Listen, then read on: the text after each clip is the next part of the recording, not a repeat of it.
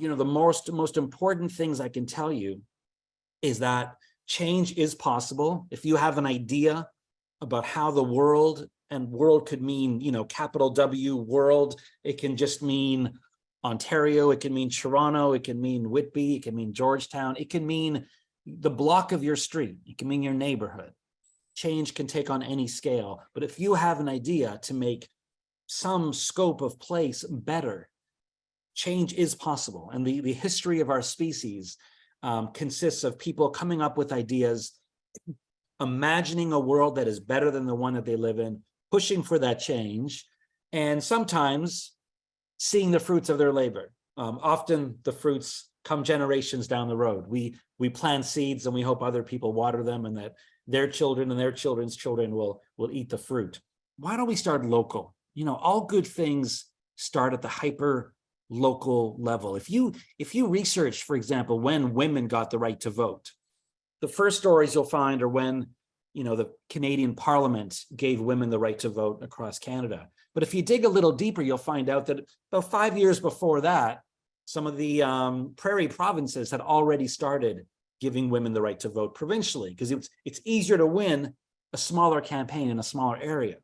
So the women who were advocating for change in Saskatchewan and Manitoba, they won their victories before it went federal. But if you scratch a little further, you'll find that 10 years before Saskatchewan gave women the right to vote, women had already won the right to vote in municipalities all across Canada.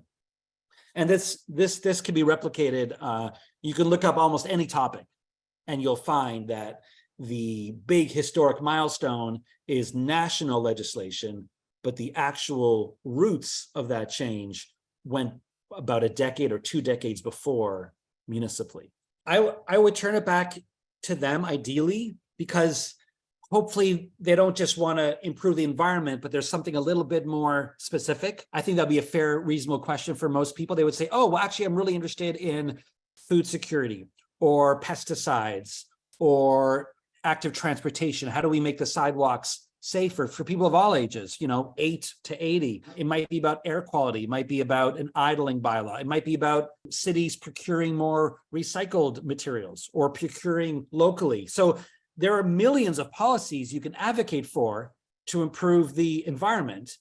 I can't tell you which one is exciting for you, and I can't tell you, I don't know which ones have already been implemented in your area. I'll give you a simple example. Some municipalities force people to mow their lawns, which means you can't grow wildflowers across your whole lawn. You can't naturalize your lawn into a pollinator garden. You'll be accused of having weeds. So there's a big movement right now to just let your lawn go wild and have native perennials growing, which is good for birds and butterflies, which is good for the entire ecosystem and food chain. There are literally municipalities that won't let you do it. In those municipalities, you can fight for that change. But you're only going to succeed if that's something you care about. You might care about light pollution. Light pollution has a huge impact on wildlife, on migration patterns, on lots of things. And there are rules that municipalities can embrace to decrease light pollution. So if someone came to me and just said, I want to help the environment, I would poke a little further, figure out what actually makes them tick, and then I would try and point them in the right direction. But you could probably Google municipal reforms to improve the environment and find lists, but then go through it. It's so important that what you're fighting for is something that you're personally passionate about, because it takes a lot of work and you will experience failures and barriers. And only if you're really passionate will you be able to overcome those. Any campaign or project does need a handful of leaders. It needs people. It doesn't need to be 24 hours. Like I said before, it's actually really unhealthy to do activism all the time. But it needs a few people who are going to make those lists, organize the events, have organizing meetings, come up with a strategy, come up with a name and a logo, and order the beer coasters. But then what you need is 100 or 200 people who just, pick up the phone and call their counselor, or show up for the meeting, or sign a petition. A good campaign has room for every type of person to plug in. because everyone has something different to offer. So if you build a successful project, it means that if someone just wants to give money, they can click and give money. If they just want to sign a petition, they can click and sign the petition. But if they want to get more involved and come to a meeting, they can tell right away on the website how to sign up to learn more and when the next meeting is and where it is. Every good effort, no matter how small or big, needs an email list. If it's a small effort, just put it on an Excel spreadsheet or Microsoft Word. If you're getting over 100 people, you definitely want to look into things like MailChimp, free software that allows you to send out newsletters to lots of people. It's all about building that community.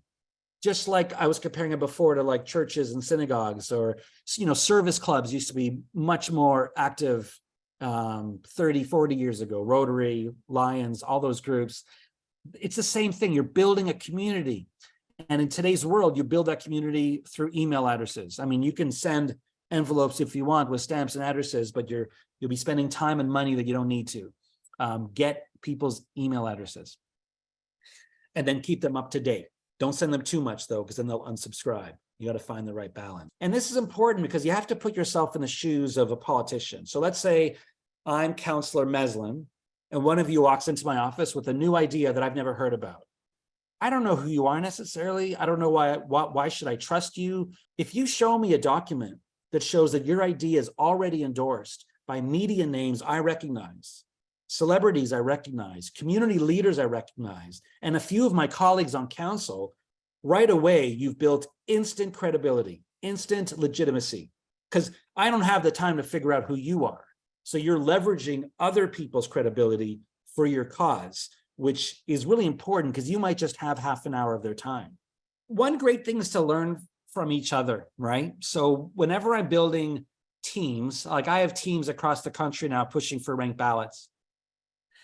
And the best way for me to teach them how to succeed is to make sure that they're talking to each other. So if all your districts sent one person to like an advocacy conference and everyone had a chance to say, this is something we've done. This is something that worked for us. So someone would say, we wanted to ban pesticides in our municipality. It took us 3 years, but we got a motion passed. This is how we did it. This is the wording of the motion. Now all the other districts have a roadmap and a recipe. So do that times 100, right? Every single district says, we did this, we did this, we did that. Or I heard about some group in Tennessee that did X, but getting them to be sharing their ideas constantly and cross-pollinating each other is the best way. Another thing I'd recommend is to start small. You want to build a inventory of victories. You want to be able to say, we've made a difference.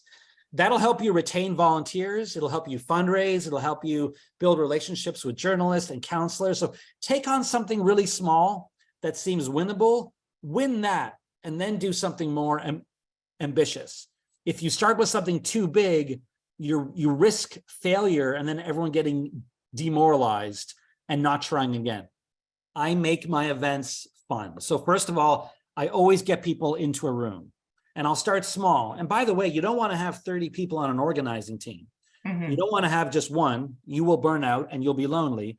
But really, 5 to 10 is an amazing size to organize a campaign, to come up with the ideas and have a strategy. But you also want to have larger events where people could just come and learn about it. Maybe you bring in a speaker, you do a presentation.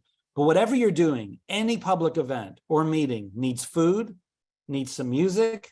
Always go around, let people introduce themselves. So the quieter people don't just sit at the back of the room and then not come back. Make sure everyone feels included. Make jokes, make it lighthearted, and do it in a space that is fun. Like, don't just meet in a corporate boardroom or like a basement of a church, some dark space. Meet in places that have light. You can meet in a cafe, meet in a restaurant, meet in someone's living room. Mm-hmm. Take turns being in charge of food. But really, like, you want to make it fun. You want to make it accessible. You want to make it comfortable. You want them to feel so good that they come back for more.